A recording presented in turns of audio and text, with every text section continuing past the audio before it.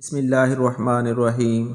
پیارے دوستو، اس معلوماتی ویڈیو کو آخر تک ضرور دیکھیں۔ انسان پر مصیبت اور بیماریاں کیوں آتی ہیں؟ حضرت سیدنا ابو سعید خدری رضی اللہ تعالیٰ عنہ بیان کرتے ہیں کہ نبی کریم صلی اللہ علیہ وآلہ وسلم نے ارشاد فرمایا، حضرت موسیٰ علیہ السلام نے کہا، اے میرے رب، تو اپنے مومن بندے کو دنیا میں غربت زدہ اور تنگ حال بنا دیتا ہے۔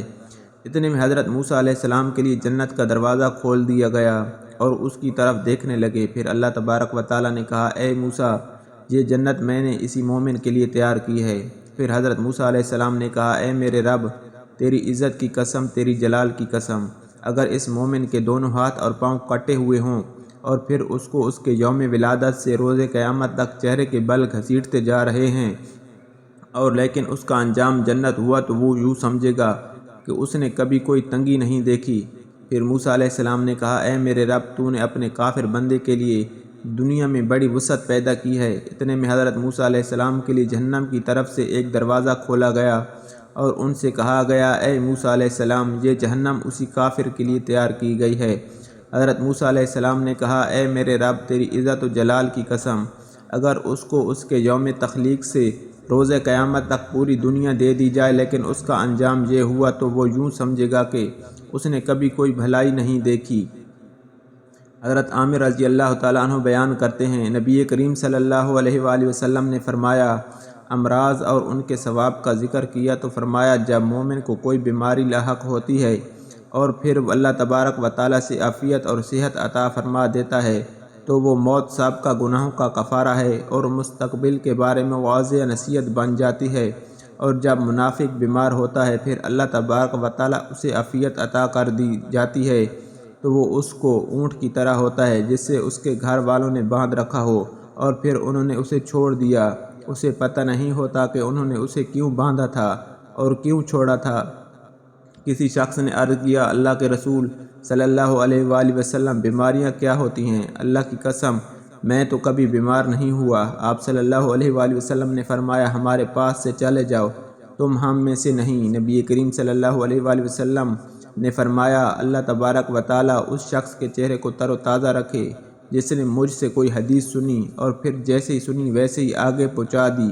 اللہ تبارک و تعالیٰ اپنے بندوں کا مصیبتوں اور آزمائشوں سے امتحان لیتا ہے، جیسا کہ فرمان الہی ہے، ہم بطریق امتحان تم میں سے ہر ایک کو برائی اور بھلائی میں مبتلا کرتے ہیں اور تم سب ہماری ہی طرف لوٹ جاؤ گے۔ سورۃ الانبیاء۔ جو کوئی اس امتحان میں کامیاب ہوگا جنت اس کا انعام ہوگا۔ اللہ تبارک و تعالیٰ فرماتا ہے، کیا تم یہ سمجھ بیٹھے ہو کہ تم جنت میں چلے جاؤ گے، حالانکہ اب تک اللہ تبارک و تعالیٰ نے یہ ظاہر نہیں کیا کہ تم میں سے جہاد کرنے والے کون ہیں اور صبر کرنے والے کون ہیں۔ یہ تو مسلمانوں کے ایمان کا جز اور حصہ ہے کہ وہ یقین رکھے کہ ہر چیز جو اللہ تبارک و تعالیٰ اپنے بندے کے لیے منتخب کرتا ہے، برائی یا بھلائی، خوشی یا غم، سب بندے کے فائدے کے لیے ہی ہیں۔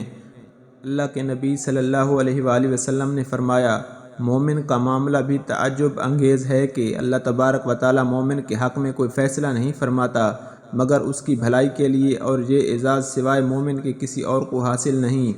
اس حکمت الہی کو پوری طرح سمجھنا کہ ان ساری مصیبتوں کے پیچھے کیا راز ہے، یہ انسان کی طاقت سے باہر ہے، کیونکہ ہمارا علم فقط ظاہر کی معاملات کی حد تک محدود ہے۔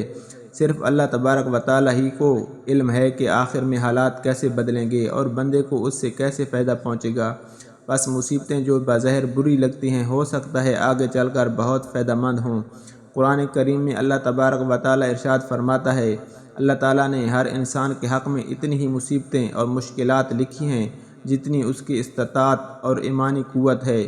یہ ناانصافی ہوتی اگر کسی کو ایک ہی جیسی مصیبت سے آزمایا جاتا اور ناکامیابی پر اسی طرح سزا دی جاتی، کیونکہ کچھ لوگ دوسروں کی نسبت زیادہ صبر کی استطاعت رکھتے ہیں۔ یہ تو اللہ تبارک و تعالیٰ کا انصاف اور اپنی مخلوق پر مہربانی، شفقت اور رحم دلی ہے، جس کی بدولت وہ اپنے بندے کو اس کی استطاعت کے مطابق آزماتا ہے اور اسی کے مطابق ان کی نافرمانی کے بدلے میں انہیں سزا بھی دیتا ہے۔ قرآن کریم میں بار بار اس بات کا تذکرہ کیا گیا ہے، چنانچہ ارشاد باری تعالیٰ ہے، اللہ تبارک و تعالیٰ کسی جان کو اس کی طاقت سے زیادہ تکلیف نہیں دیتا، جو نیکی وہ کرے وہ اس کے لیے اور جو برائی کرے اس کا وبال بھی اسی پر ہے۔ سورۃ البقرہ۔ اللہ تبارک و تعالیٰ اس انصاف پسندانہ قانون کے تحت علماء کرام نے صبر کو فرض قرار دیا، اور جب یہ بات طے شدہ ہے کہ حادثات آدمی کو اس کی استطاعت کے مطابق ہی متاثر کرتے ہیں، تب تو اس شخص میں ضروری استطاعت ہوگی جس سے کہ وہ سختیوں کو برداشت کر سکے اور صبر کرنے والا بن جائے۔ اس کے بعد اس پر حرام ہے کہ وہ بے صبری کا مظاہرہ کرے، یا انتہائی جوش و غصے کا مظاہرہ کرے، یا ایسی کوئی حرکت کرے یا بات کہے جس سے اللہ تبارک و تعالیٰ کے فیصلے پر ناپسندگی ظاہر ہو رہی ہو، جیسا کہ لمبی دردناک چیخ، کپڑوں کا پھاڑنا، گال پیٹنا وغیرہ۔ جزا کے دن بندے سے اس کی ہر اس حرکت سے پوچھ گچھ ہوگی جس سے منع کیا گیا تھا، اور اس سے بچنے کی بندے میں استطاعت تھی۔ پیارے دوستو، اس طرح کی ویڈیو کے لیے ہمارے چینل کو ضرور سبسکرائب کر دیں، اور اللہ کے 99 ناموں میں سے ایک نام کامنٹ میں لکھ دیں۔